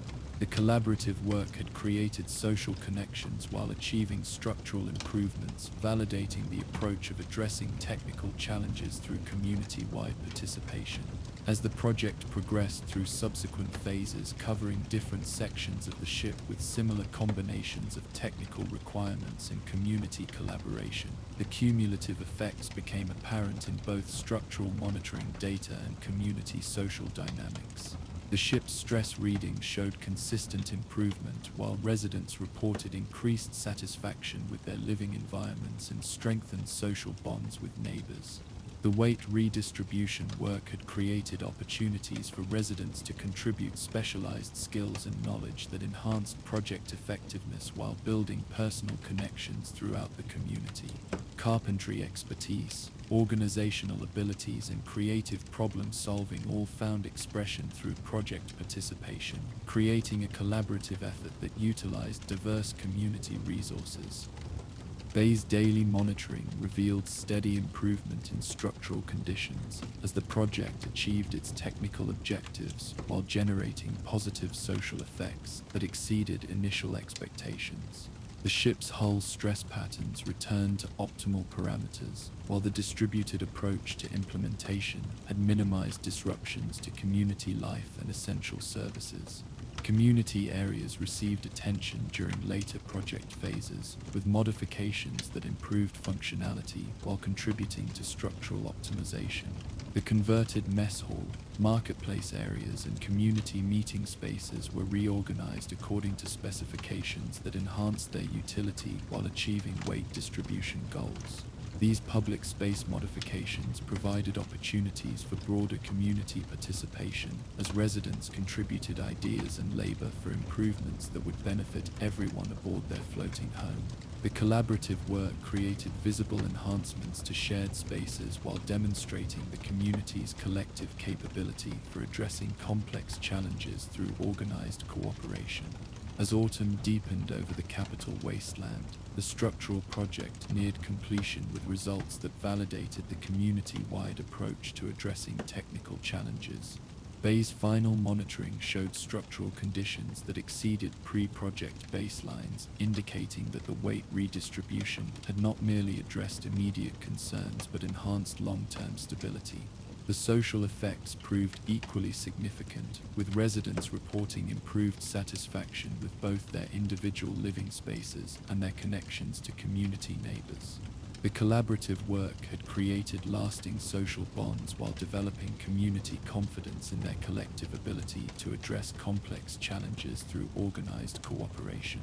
Bay's documentation of the project emphasized both technical achievements and community development outcomes, recognizing that successful engineering aboard their floating home required attention to social as well as structural factors. The comprehensive approach had created solutions that strengthened their community while addressing essential maintenance needs. During the project's final phases, Bay reflected on the transformation that had emerged from routine structural monitoring. What had begun as recognition of developing stress patterns had evolved into a community-wide collaborative effort that enhanced their floating home while strengthening social bonds among residents. The systematic approach to weight redistribution had created not just structural improvements but also community capabilities that would prove valuable for future challenges. Residents had developed practical skills, organizational experience, and social connections that enhanced their collective resilience while maintaining the cooperative culture that made their floating refuge a genuine home. As winter settled over the Potomac River, Bay's daily inspections revealed a ship that had grown stronger through community collaboration.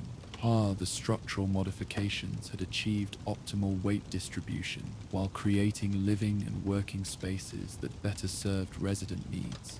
More significantly, the project had demonstrated their floating community's remarkable capacity for addressing complex challenges through organized cooperation and shared commitment to collective welfare. Bay's evening routine now included comprehensive monitoring of the successfully completed structural improvements, systematic verification that the community's collaborative work had achieved lasting technical benefits while strengthening social bonds. The engineering systems operated with improved efficiency, while community spaces reflected the enhanced functionality that had emerged through resident participation and creative problem-solving.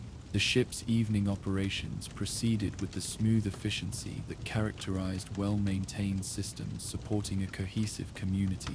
Power generation, water processing, and structural integrity all operated within optimal parameters, while community activities reflected the social connections that had grown stronger through collaborative project work. From the engineering workshop, Bay could observe residents moving through evening routines that utilized improved living spaces and enhanced community areas, visible evidence of the successful integration of technical requirements with community development objectives. The structural project had created lasting benefits that enhanced both individual comfort and collective functionality.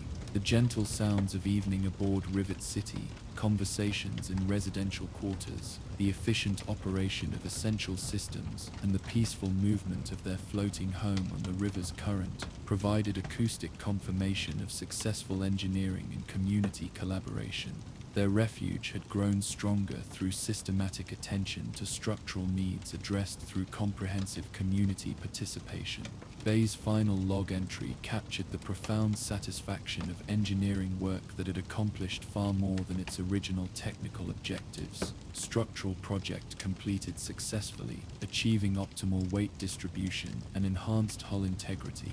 Community participation exceeded expectations, creating social benefits that strengthened collaborative capabilities while addressing technical requirements. Ship systems operating at peak efficiency, community satisfaction significantly improved, collective resilience enhanced through organized cooperation.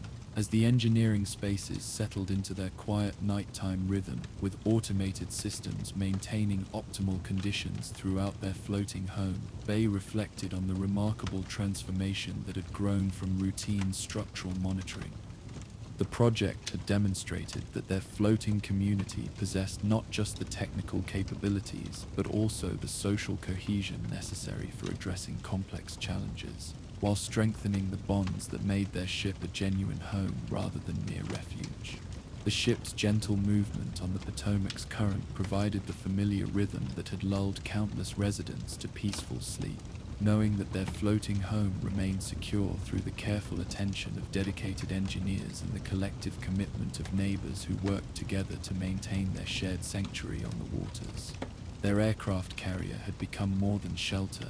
It had become a testament to human ingenuity, cooperation, and the enduring power of community collaboration to create homes that supported not just survival but genuine flourishing in the challenging world beyond their floating refuge. The lights of Rivet City reflected on the dark water as residents settled into evening routines made more comfortable by their collaborative work, while the ship's systems hummed with the reliable efficiency that enabled their floating community to thrive as both secure refuge and satisfying home for those who had found in their shared maritime sanctuary the safety, purpose, and social connections that made life meaningful in the vast challenges of the capital wasteland. Thanks for wandering the wasteland with me tonight. If these stories helped you relax, don't forget to like, subscribe, and share your thoughts in the comments. For uninterrupted sleep, these videos play straight through without ads, letting the sounds of the wasteland guide you all night long. If you want more, check out our Patreon for early access and exclusive Spotify playlists. Link in the description. Sleep well, fellow vault dwellers. May your dreams be peaceful and your nights raid-free. Good night.